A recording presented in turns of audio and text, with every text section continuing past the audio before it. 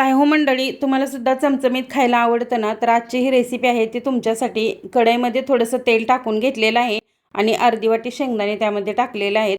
त्यानंतर गवार आहे ती स्वच्छ धुवून टाकून घ्यायची आहे आणि त्याचबरोबर त्याच्यामध्ये लसूण पाकळ्या घालून घ्यायच्या आहेत 20 ते 25 आणि अर्धा चमचा जिरे टाकून घ्यायचे आहेत.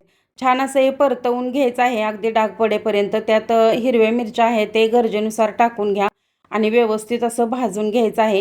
त्यानंतर एक मिक्सरचं भांडं घ्यायचं आहे आणि त्यामध्ये पल्स मोडवरती बारीक करून घ्यायचं आहे. जास्त बारीक करू नका आणि थोडीशी कोथिंबीरसुद्धा घाला, चव खूप छान येते.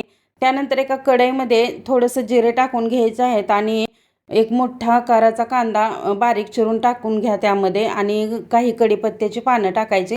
हळद आणि मीठ टाकून घ्यायचं आहे आणि जो आपण गवार फिरवून घेतलेले आहे मिक्सरमध्ये ते ह्यामध्ये टाकून घ्यायचे आहे आणि व्यवस्थित असं अगदी मिडियम आचेवरती हा ठेचा जो आहे गवारीचा तो छान असा परतवून घ्यायचा आहे.